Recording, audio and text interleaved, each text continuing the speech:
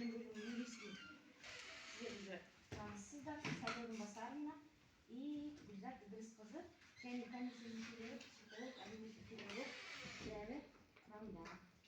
Енді бүгінгі мектеп формасын сақтамай отырған жалпы мектебімізде 7 қыз, ол 5 ата-ана, 8 қыз. Енді соның ішінде 2 ата-анамыз қатысып отыр. Таскентов Аслан Қуандыкович және Бушанов Амангелді Садыкович.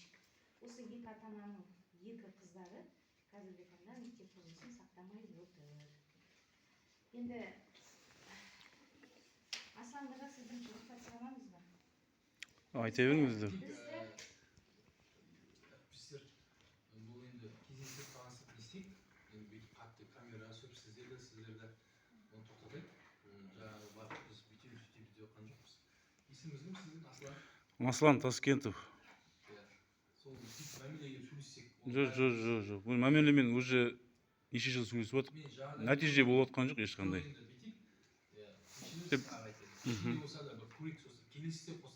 Жоқ, рахмет. Біз қазір мен ішіне не айтамын сіздерге? Тек амандасып, танысып, қарап, балалардың жағдайын біліп кетейік, балалардың сабағы қалай болды. Мен сол үшін келдім. Bir нәрсені бүйтемін, бір нәрсені жасаймыз деп келіп. Жоқ, енді бүгін жиналыстың мақсаты немес пе? Біздің қыздарымыз мектеп формасының ережесін бұзды деп отырсыздар ғой. Сол себепті жиналыс бізге түсіндіру жұмыстарын жүргізіп отырсыздар ғой. Ата-аналарға. Енді сіз осы кісілерден осы уақытқа дейін сұрап келіп жатырмын. Жазбаша түрде жаздым, осы директорге де. Жазбаша түрде жаздым. Нақты форманың қай элементін бұзды. Сол туралы нақты маған письменно жауап жазып беріңіздер. Жазбаша түрде. Күтіп отырмыз, әлі уақыттары бар. Беретін шығар енді. Бірақ өздері де осы жерде айтып кетсе, нақты қай форма ережесінің қай элементін бұзып отыр. Именно қайсысы. Қазіргі таңда қыздар бәрі сабақта. Ешкім балаларға ешкім қуып жатқан жоқ, ешкім әлімжеттік жасап жатқан жоқ. Қазір балалардың білім алып жатыр. Солай. Білім алып жатыр. Мен сізге ол сұрақ білім алып жатыр ма, алып жатқан жоқ қой деп сұрақ қойып жатқан жоқ. Қай нақты форма үлгісін бұзып жатыр деп жатырмын. Сіз хатыңыз жолдадыңыз, мен жауап беремін. Біз хатымыз бүгін жиналыста енді сіз айтыпсыз ғой, форма үлгісін бұзды деп. Осы жиналысты біз білуіміз керек қой енді, именно қай форма үлгісінің қай жерін бұзып отқанын. Біз естуіміз керек қой құлағымызбен, ата-аналарымыз жиналыста отырып қой. Ішкі тәртіп бізде осы 25 жылдың 8 қаңтарында бекітілген болатын. 8 қаңтарында. 8 қаңтарында ата-аналармен бірге ата-аналар жиналысында ұйымдастырылды ма? Бірінші педагогтық кеңесте, сосын ата-аналар жиналысқан сол ата-аналар жиналысының сол күнгі болған ата-аналар жиналысының хаттамасы бар ма қазір қолдарыңызда? Соны танысайық. Сіз судырып қойсаңыз? Жоқ. Танысайық. Балаңыз хатын ата бересіз, ешкім сіздің балаңызды оқыған жоқ. Жоқ, мына жиналыстың мақсаты біздің қыздарымыздың мектеп қабырғасына әрі қарай орамалсыз киілуі ғой сіздердің мақсаттарыңыз. Енді менің түсінігім бойынша. Жоқ, хаттамамен танысайық, мүмкіндік болса. Или бұл құпия ма? Жоқ, құпия емес. Оны танысайық.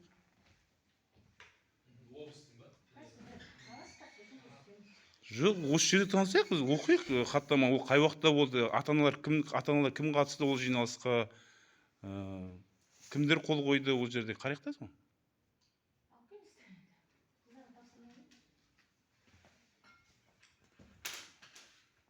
Негізі заңгерсіз ғой сіз, мысалға, біз әрине білім министрінің 26 бұйрыққа сүйеніп отырсыңдар ғой, 13-ші тармақ бойынша да. Ол жерде жазылған, соны басшылыққа алып отырсыздар, сол жерде жазылған түрлі діни конфессия болмасын деп жазылған. Бірақ ол жерде нақты ештеңе жазылмаған. Тек діни конфессия болмасын деп жазылған. Әрі қарай мектеп формасының ережесін қалай киіну керек, қалай не істеу керек, ол жалпы ата-аналар заң бойынша, жалпы ата-аналар жиналысында бекітіледі ол. Ата-аналармен бірінші айтылады, осылай болады деп, ата-аналармен сол жерде ата аналармен бірге отырыста бекітіледі. Ал бұл жерде ешқандай қамқоршылар кеңесі арқылы бекітілмейді заң бойынша.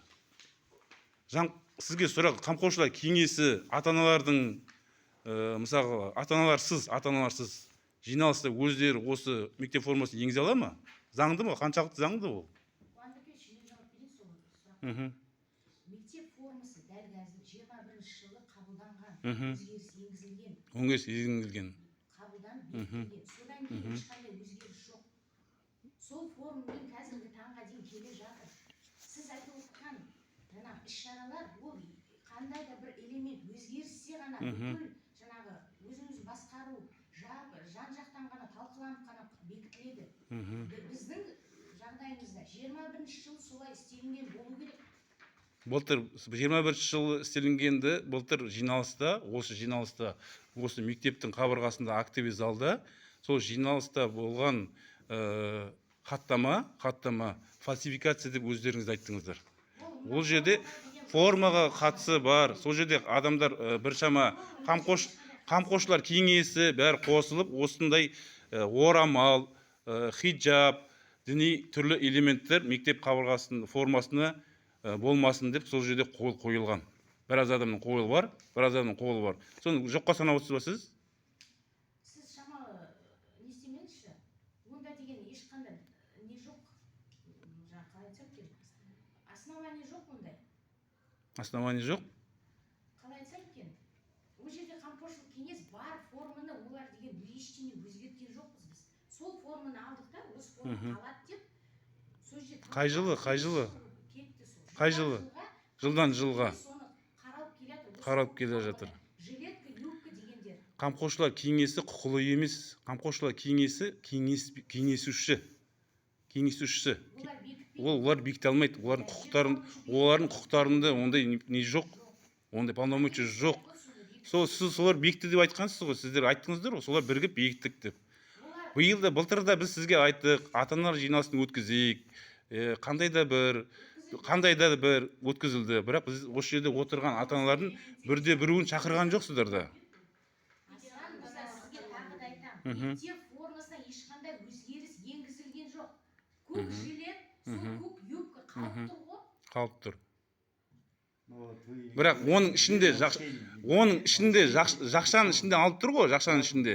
Орамал, хиджаб, түрлі діни элементтер болмасын деп. Жақшаның ішіне кәдімгідей белгілеп, сол жерде белгілеп қойғансыздар. Вам я еще раз говорю, вот этот, который есть в приказе министра образования под номером 26, он именно вам относится, не к детям, что вы не имеете права вносить.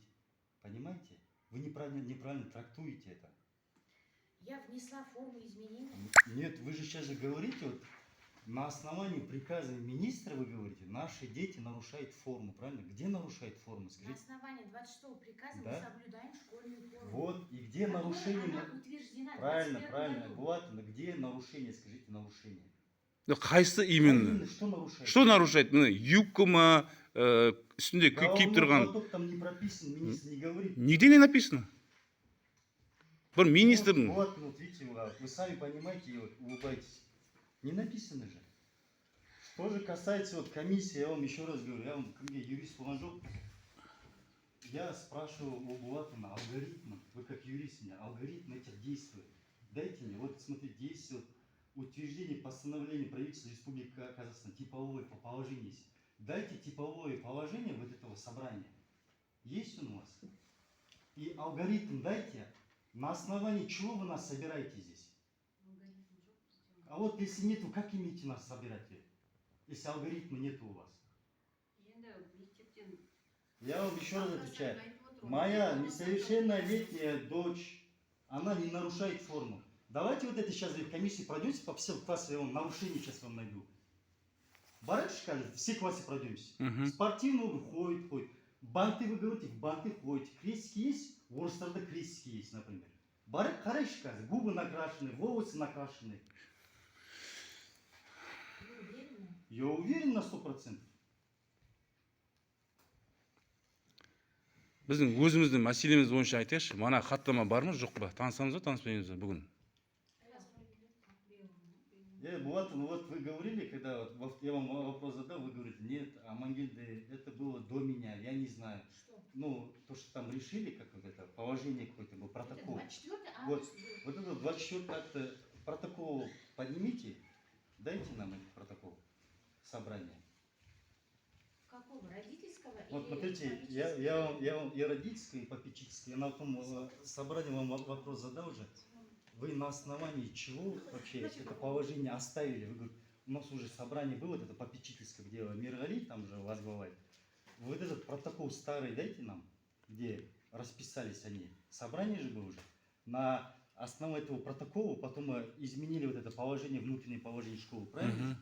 Нет, А? мы его внутренний распорядок изменили, потому что у нас было, как сказать, основание было. Основание чего было? Сверху к нам пришло. Ну где это вот это сверху? У меня есть он? Вот Мы не это? на основании попечительского совета.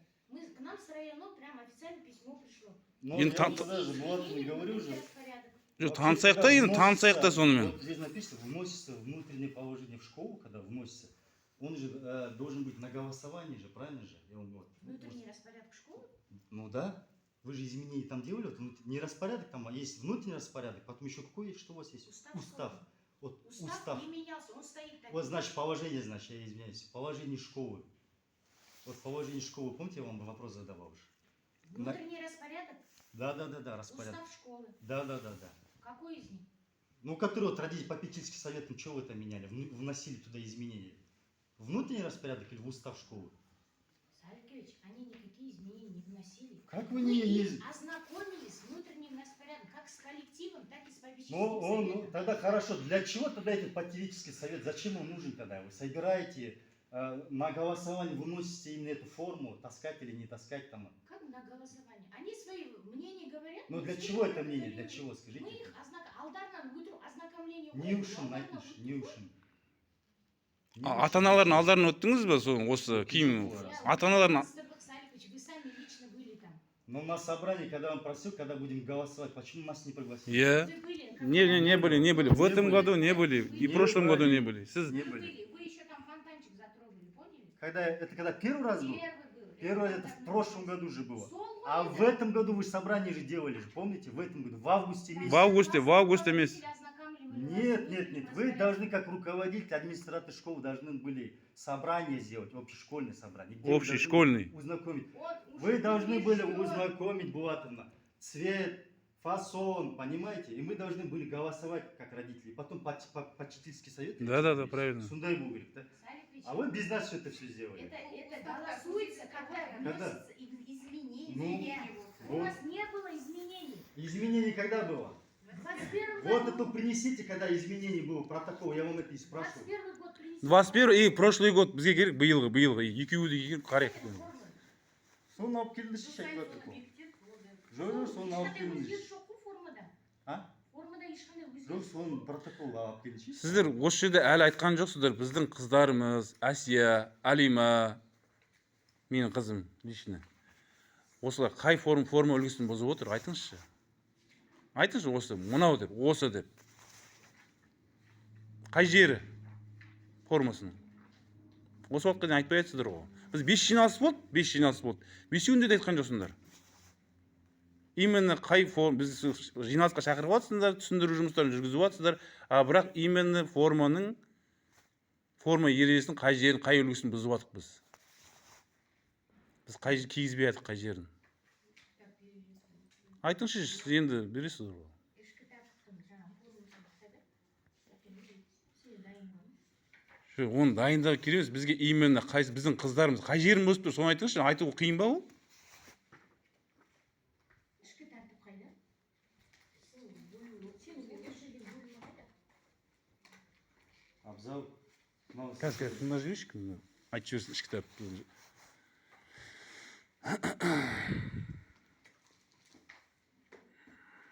Оқушылар міндеттерін оқып жүрмін.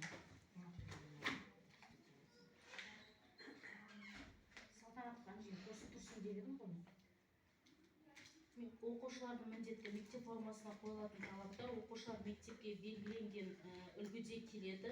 Оларға бірінші 11 сынып ақ немесе көк жейде кеуде ойлығы үлкен болмауы керек, кең тігілген шалбар болу керек. Ер балдардың шаш үлгісі ерлер үлгісінде самайдан желкеден түсіп тұрмау керек. Қыздарға 1-11 сынып классикалық ақ жейде, жилет, кеуде ойлығы үлкен болмау керек, ақ бантик, белдемше, белдемшенің ұзындығы тізенің бойымен болу керек. Яғни қыздардың басында ақ бантик болу керек. Бантигі жоқ деп тұрсыз ба менің қыздарымда? Сол бантигі жоқ болған үшін осы жиналыс өткізіп отырсыздар ма? Енді мектеп формасына не келмей отыр болса, Мектеп формасында сол жазып тұр ма? Осы бантик болсын деп кім шығарды соны? Енгізді мектеп формасын?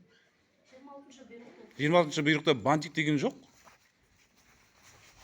26-шы бұйрықта бантик деген жоқ. мектептің формасы ол бантикпен жүру. Білім министрінің бұйрығын дұрыстап оқыңыз. Ол жерде бантик туралы бірде бір сөз жоқ. Қараңыз. Бантик деген сөз жоқ. Бантик дегенде Мектептің оқушыларының міндеті ол біздің айтып тұрғанымыз. Мектеп формасын, яғни бантик міндетті болу керек. Мектеп формасын оқушылар. сол міндетті, осы мектеп формасының үлгісінде бантикті міндетті қойған кім? Қандай мекеме, қандай адамдар бекітіп қойған соны? Айтыңызшы. Мектептің ішкі тәртібіне байланысты. Сол ішкі тәртібін кім енгізді енді соны? Именно бантик болсын деп.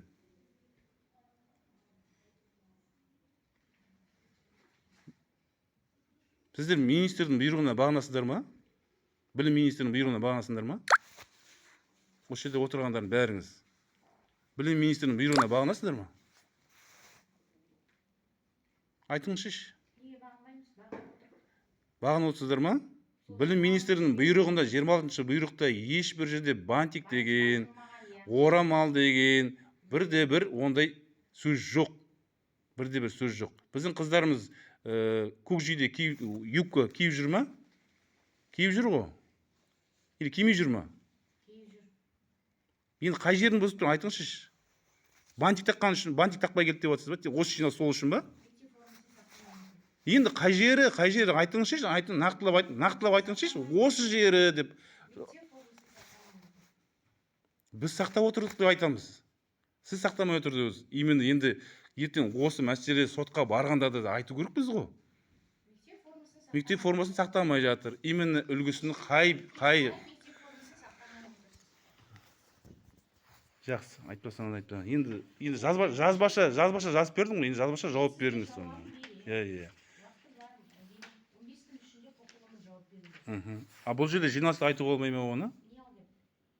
Қай мектеп үлгісінің қай жерін сақтамай Мектеп тұрғанын? формасын сақтамай отырсыз. Ішкі тәртіпке сәйкес. Ішкі тәртіпті жаңа сізге оқып берді. Ішкі тәртіпте бантикті. Сол бантикті кім жазды оны? Кім бекітті, кім мектеп тәртібінің үлгісіне? Мен бекіттім. Сіз бектіңіз ба? Дұрыс. Болды. Осы ғой маған керек болып отқан.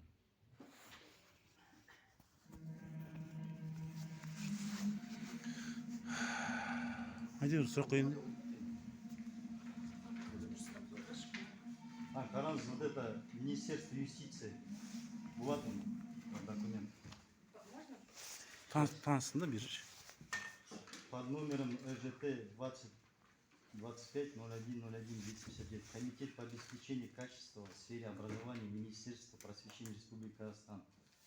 Рассмотрев мое обращение в пределах своей компетенции, сообщил следующее. Выдержка из контекста. Требования к образованию школьной формы утверждены приказом Министерства образования и науки Республики Казахстан от 14-16 года номер 26. Далее приказ согласно заключению Министерства юстиции от 16 вышеуказанного нормативного акта не нарушает установленное законодательство права свободы и интересы граждан и не противоречит действующим законам Республики Казахстан. Вот здесь пункт 3, статья 47 об образовании закреплено, что обучающиеся и воспитанники имеют право на свободное выражение собственного убеждения. Моя дочь носит платок по убеждению. Сіз жиналысқа келдіңіз бе, әлде сөйлесіп жүрсіз бе осы басқа шаруаларыңызбен? Бұл кісінің аты кім еді? Міне алға Құдайбергенов Дабылбек Ниязбекович Алға ауданының білім бөлімінің басшысы. Міне осы жерге келді бізге түсіндіру жұмысына. Бірақ жеке шаруасымен қайта телефонмен сөйлесіп шығып кетіп жатыр. Енді жиналысқа келді ма, ата-аналардың алдында отыру керек қой, басқа шаруалармен сөйлессін. Енді жиналысқа келді ма, отыру керек қой жиналыста. Жеке ма, басқа шаруасымен. Жақсы. Сонымен мана хаттамамен танысамыз ба бүгін?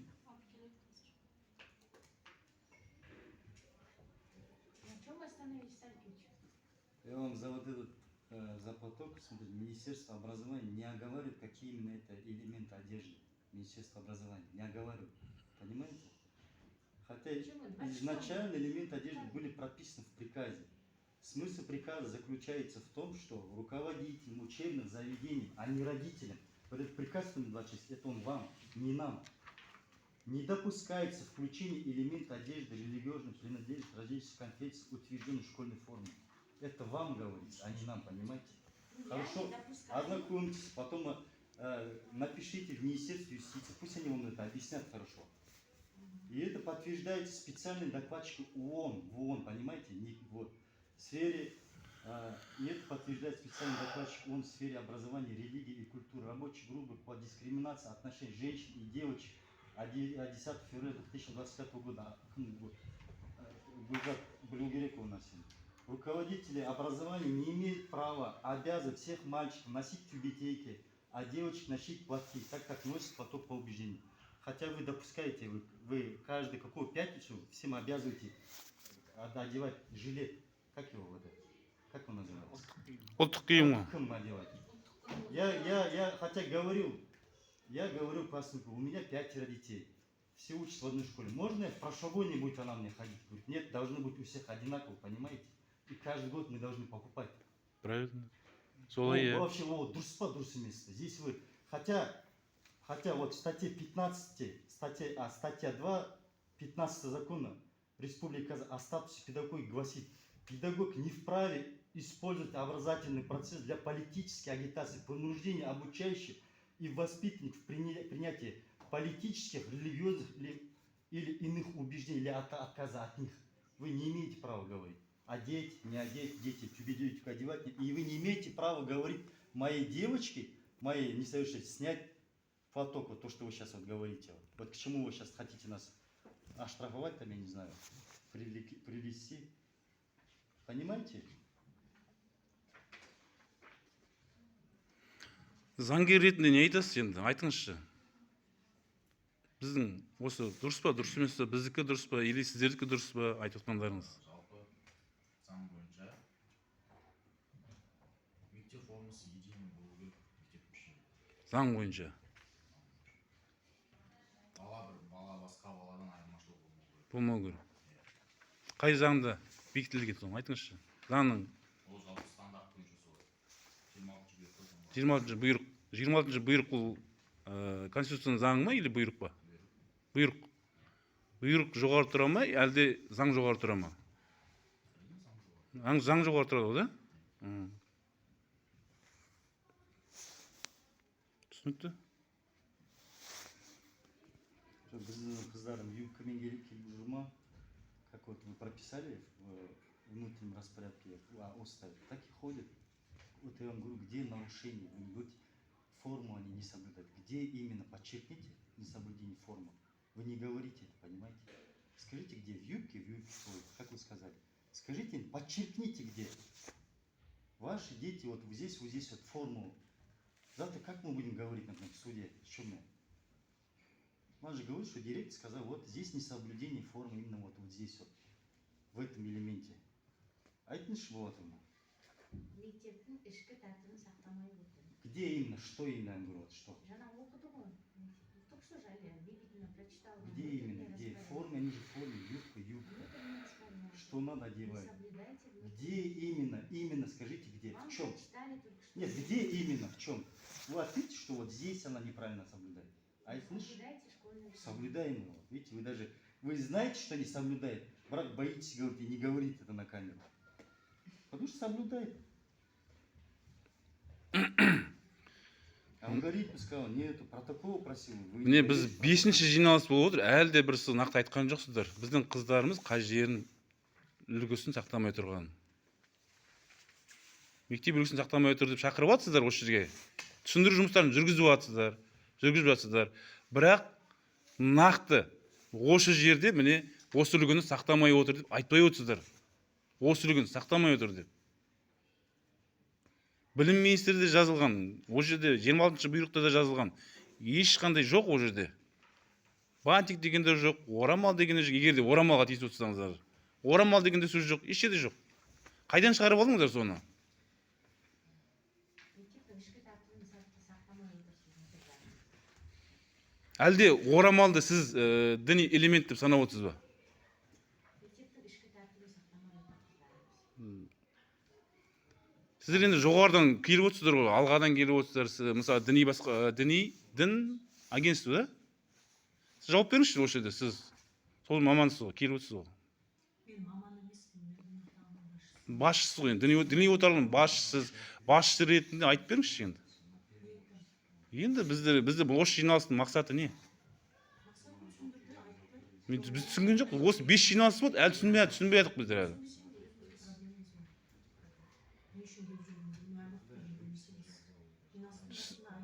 Жиналыстың басында айтылып келе жатыр, бірақ біздің қыздарымыздың мектеп үлгісінің қай үлгісін сай киінбей жүр деп ешкім айтқан жоқ бізде осы жерде. Сіз де айтқан жоқсыз, бұл кісі де айтқан жоқ, басқасы да айтқан жоқ. Сіз айтыңызшы онда. Салия ханым, айтыңызшы. 5 рет келдік, 5-інде де осы айтылады. Мектептің ішкі тәртіп ережесі сақталмай отыр. Мектеп формасының ішінде. Мектеп формасының қай үлгісі? Түсіндіруді, ешқандай түсіндіру демеңіз, сіз бәрін түсініп отырсыз. Жоқ, нақтылап айтыңызшы, қай үлгісі? Сақталмай отыр. Мына мектептің ішкі тәртіп ережесінде белгіленген форма сақталмай отыр. Аталған киімдердің бәрін киіп жүр ғой. Аталған киімдерін бірде-бір кимей жүргенін айтыңызшы, осыны кимей жатыр деп. Болады мұны айта аласыз ба? Аталған киімдерін осы элементін кимей жатыр деп. Қандай?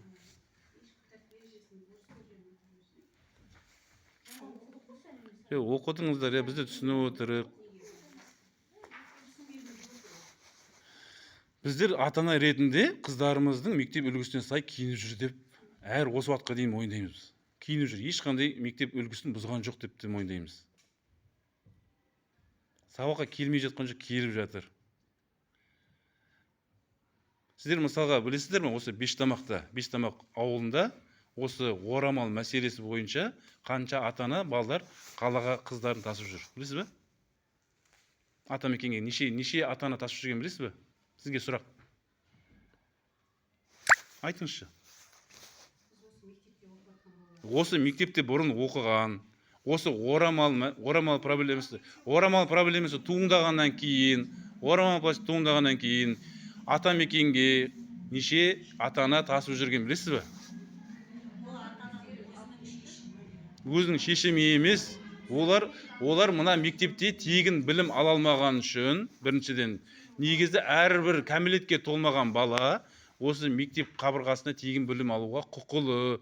Қазір былай қарасаңыз, осындай қысым туындағаннан, орамал, енді мен қысым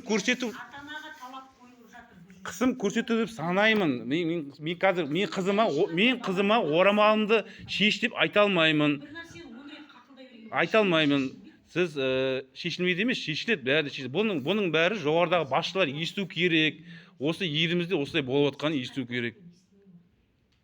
Сіз субординация сақтаңыз.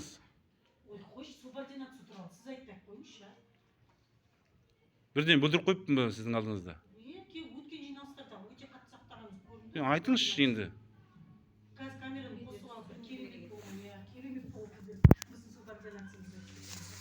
Жақсы.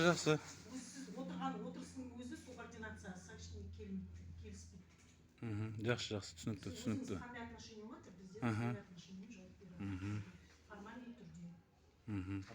Екі статьяға не айтасыз? На первом, тогда не сізге енді осы мәселені шешу үшін келіп отқан жоқсыздар. Осы жиналыстың мақсаты осы мәселені туындап тұрған мәселені шешу үшін келіп отырсыздар ғой сіздер мемлекет тарапынан. Түсіндіру үшін, да? Тек түсіндіру үшін. Жеткізе алмайсыздар ғой сіздер. Қай жер екенін түсіндірмей тұрсыз ба? Міндеттер айтылды. Қай жер екенін Түсіндіру мақсатында келдік. түсінген жоқпын. Сіз как мемлекет қызметкер ретінде этиканы білмейді екенсіз. Қалай мына мемлекет қызметкергенде жүргеніңізде таңғалып отырмын мен. Сіз мені мазақ қылып отырсыз ба? Күліп? Мазақ қылып отырсыз, мен алдыңызда клоун болып тұрмын ба? Жоқ, мен клоун болып отырмын ба? Жоқ, сіздің алдыңыз күліп, жоқ, күліп отырсыз ғой. Маған күліп отырсыз ба? Сіз дейтін мемлекет қызметкер ретінде сіз мына жерде біздің сұрақтарға дұрыстап жауап беруіңіз, нақты жауап беруіңіз. Ешкім сұрамай қойыңыз. Иә. Осы мемлекеттің гражданинімін. Күлемін ма, арада жылаймын ма, ол өзіме қатысты. Болды, түсінікті. Камераны қосып алып, ондай Жақсы. Керісінше сіз мына кісіні тиісіп отырсыз, этика. Мен сізге айтып отырмын, сізге қарсы айтып отырмын, сізге айтып отырмын, бұл кісі айтып отырмын, сізге айтып отырмын. Мен сізге айтып отырмын, сізге. Сіз бұрмаламаңыз олай. Сіз бұрмалап отырған. Бұның ақайласудың нәтиже шықпайды бізге. Мана мына хаттамамен танысайық, неде кім қол қойды ол жерде, қамқоршылық кеңес қол қойды ма, ата-аналар қол қойды ма? Қарайық соны бәрі, көзімізбен көрейік, хаттаманы танысайық. Хаттаманы таныс үшін бірнеше уақыт керек па?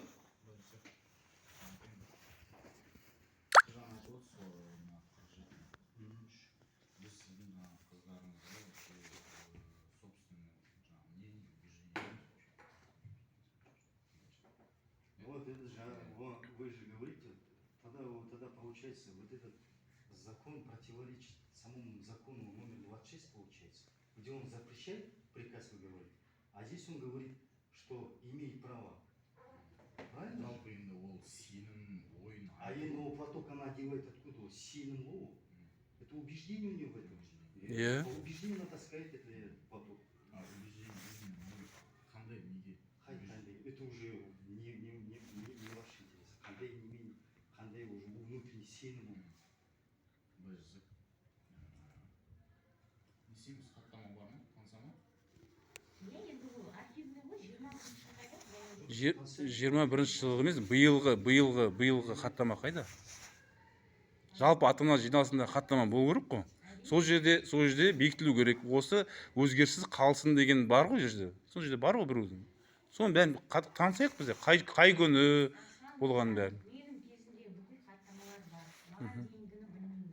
21-ші жылы архив уже сақталу мерзімі да, енді негізінде ол форма қабылданған, ол сақталып тұру. Архив осы мекеменің ішінде ма? Иә. Енді ол қазір бәрін Архивтің маманы жоқ қой әлде сіздерде. Маманы жоқ қой. Ондай штат жоқ па? Оны әріптесте 21-ші жылы тауып, мен сізге шақыртамын. Жоқ, біз осы жерде, бізді жиналыста осыны нақты көргіміз келіп отыр бүгін. Онда келесі отырысқа онда мен алып шығамын. Мен 21-ші жылы қазір бәрін тастап. 21 жылғы сіздің қазір біріншісін таба беріңізші, былтырғысын. Былтырғы хаттаманы. Былтырғы хаттаманы біз таныса алмаймыз ба не? Таныса алмайсыз? Мені мына отырыс, мен этикет сақтап отырмын. Мен тұрып кетпеймін ғой енді. Мен де орынбасарым да секретарь болдым. Бүгінгі отырысымыздың хаттамасы жазылып жатыр ма? Иә, жазылып отыр. Бүгінгі жиналыстың хаттамасы жазылып отыр, көріп тұрған жоқ. Бұл хаттама жазылған, бір адам хаттама жазған көрген жоқ осы уақытқа дейін.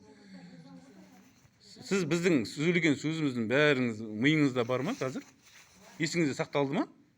Мен осы есімізде сақталу үшін мына видеокамера жазып отырмын өзіме. Хаттамамен танысайық шында, не жазғаныңызды қарайық қазір. Бүгінгі жиналыстың хаттамасымен. Жоқ, қалай ол қазір жазылады? Хаттама ол сразу жазылу керек. Жазылмайды ғой, жазады ол. Сіздің сөзіңізге қосылмайды ол. Ешқандай бір жала жауап, ешқандай. Жоқ, біз Ұмытылып қалады ғой. осындай жиналыста хаттама болу керек па? Айтыңызшы, заңгер ретінде. Негізгі мәселелерді айтылады. Бола ма? Айтылады. Негізі хаттама болады. Мхм. Бірақ ол жерде көтерілген мәселемен Мхм. ответ Ответ жазылады. Каждый айтып отқан сөздің жазылып кетеді. Жақсы, жақсы. Енді хаттамамен танысайық та, бүгінгі мен танысайық, бүгінгі мен алдыңғы жаңағы жалпы атадан жиналысында болған хаттамамен танысайық та. Осы 25-ші жылы өткізілген. келесі отырысқа мен дайындап алып келемін. Келесі болған отырыс. 5-й же у нас сегодня. После 5-го КДН будет комиссия. Басшыларыңызға да кетті, басшыларыңыз. Басшыларыңызды тыңдайық деп тыңдай алмадық бүгін.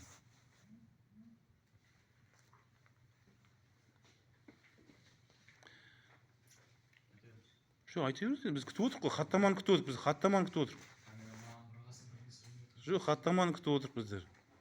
Хаттама сізге айтылды ғой. Айтылған мәселелер және соған жауап жазу үшін. хаттама атайды. Осы сіздің бағасы.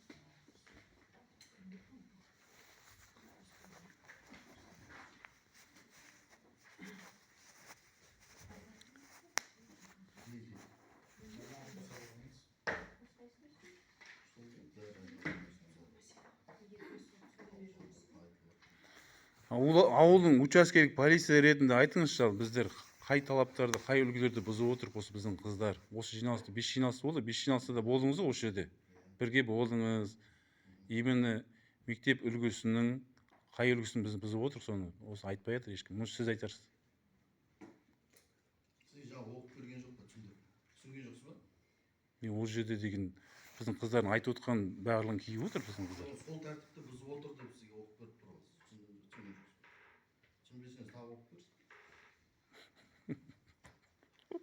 Қуаныш, оларға вопрос задаем, Как будто бы. олар не отвечает. Они.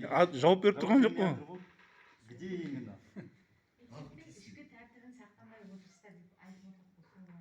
Нақты айтыңыз дейді. Что там у них? Сіздер біле берсеңіздер, осы біздің Бештамақ ауылында учаскелік полицияда білетін шығар. Қаншама ата-аналар осы орамал мәселесінде таксимен, таңертең таксимен қыздарын атамекенге апарады. Атамекенге апарады, кешке қарай таксимен кейін қарай қайтады. Сіз міне ертең жауап бере аласыздар ма? Сол балалардың біреуі ертең жолда Алла сақтасын, Алла сақтасын, түрлі оқиғалар болады. Күнде осы жолда күнде оқиғалар болып жатыр, неше түрлі оқиғалар болып жатыр, Сол ата-аналар ертең осы мектепте орамалмен жүре алмаған үшін сол атамекенге беріп жатыр. Сол единственно Ақтөбе облысында бір-ақ мектеп сол атамекен. Онда да барлығы сыймайды, онда да барлығын жағдайы жетпейді. Барып ақшасын күнде таңертең апарып, әкеліп, оларға ақшасын төлеп оқуға. Сол балаларды апарып жатыр бірнеше ата-ана. Егер де осы мектепте сіз айтып жатсыздар, енді орамал ғой, енді орамал. Біздің қыздарымыз орамал таққан үшін осы жиналыс болып отыр. Сіз айтпағыңызды мен айтайын да. Сіздер айта алмағыңызды. Біздің қыздарымыздың кінәсі, біз ата-ана ретінде біздің кінәміз қыздарымызға орамал киіп жүргеніне. Себебі олардың сенімдері бар, өздерінің сенімдері бар, қыздарымыздың өздерінің сенімдері бар. Сенімдеріне орамал табу керек ол. Қалған бүкіл формасын киіп жүр. Сол себепте мысалы бара алмай жүр. Сізге бөліп жібердім да. Мана ата-аналар өздері шығынданып таксимен тасып жүр. Былай қарасаң тегін білім алуға құқылы, негізі тегін білім алуға. Барып шығынданып оқуға ақшаларын төлеп жатыр. Ертең Алла сақтасын, жолда бір қайыптан бір оқиға болса, сіз білім басқармасында адамсыздар болса, сол жақта мекемесінде жұмыс істейсіздер ғой. Солай ертең не дейсіздер мысалы? Мысалы, осындай жағдай болып қалса, не дейсіздер? Жауап бере аласыздар ма ертең сол ата-аналарына? 13-ші қарашадан бері осы лауазымның міндетін атқарып келемін, басшысының. Мен келгелі ешкім мектеп формасын сақтамай отырсыздар деп құжаттарын алып, сол мектепке кеткен оқушы жоқ. Бәрі өз еркімен кетті ма? Білмеймін мен сізді кімді айтып отырғанымды. Бәрі өз еркімен кетті ма? Менің барымда ешкім. Жоқ, барлық ата-аналар өз еркімен балаларын алып кетті ма сонда мектептен? Енді бізді де былай қарасаңыз, бізді де соған итермелеп отырсыз ғой қазір. Бізді де итермелеп отырсыз. Біз ата-ана ретінде орамалды шеш деп айта алмаймыз. Қыздарымыз да шешпейді өздері де. Ата-ана ретінде біз орамалды қыздарымыз шеш деп айта алмаймыз. Әрі қарай да осы орамал тағып кете береді. 9 оқи ма, 10 оқи ма, 11 оқи ма, осы мектеп қабырғасын бітіргенше тағып жүре береді. Сіздер осы жиналыстың несімен ары қарай бізді ақылы мектепке беруге итермелеп отырсыздар. Былай қарасаңыз, кейбір ата аналар шыдамай уже берді, сол шыдамай, мысалға былтыр 15 ата ана болды. 15 ата ана. Қазір неше ата ана қалдық? 8 ата ана қалды ғой. 8 ата ана, 8 қыз ба? Солардың бәрі өз еркілерімен шешіп кетті ме сонда? Орамалдарын? Жоқ, неге? 8 қызымыз тартып жүр орамал. Тағып мектепте жүр. Мектепте тартып жүр. 8 қыз. Неше қыз? Қыз бала. 8 қыз бала. Былтыр қанша болды білесіз ғой? Былтыр. Былтыр мен келгенде 15 қыз болды. 15 қыз болды. жоқ, мен келгенде 15 ата ана болды. Біз осы жерде отырдық. 15 ата ана болды. орамалын шешіп кіріп жүрген. Біз білеміз ғой, осы жерде 15 ата ананы шақырдыңыз осы жерге. Енді ата-аналар келген шығар, қыздары орамалдарын есігінен шешіп кіріп жүр. Түсіндірме жүйесі жүргізілді былтырда. Тәрбие жұмысынан кейін шешілді, да?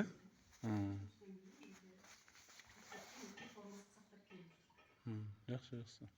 сіздің балалардың мектеп жұмысы Bizim bana kızlarımız мектептерimiz сақтан айтыш қай жерде именно. Вы от вопроса уходите, постоянно уходите. Подчеркиваю, где именно, скажите. Вы не подчеркиваете, не говорите. В приказе вот говорится, школьная форма для девочек не предусматривает ношение головного, правильно же? Или не говорится там? Айтып атырма жоқ па? Видите, вы даже не вникаете, о чем Біз говорите. сіз шариғат жағынан білесіз бе? Алға аудан, целый ауданның діни басқарма басшысы ғой, да? Дін басқармасының, да? Қалай? Иә. Сіз шариғат жағынан білесіз бе? Ислам діні жайында білесіз бе? Мен басшы болуға діни білімім болу міндеттелмеген. Мен басшылық білдіріп отырмын. Басшылық білдіресіз. Білімім бар, бізде іште мамандар жұмыс жасайды. Жұмыс жасайды, иә? Мамандардың діни білімі бар, Иә. теологтар, Теологтар бар. Иә. солар. Енді ол мамандар нал деп жатыр енді. Біздің мысалы Мамандар өздерінің несін, кадрлық несіне қатысты өздерінің жұмыстарын жасайды.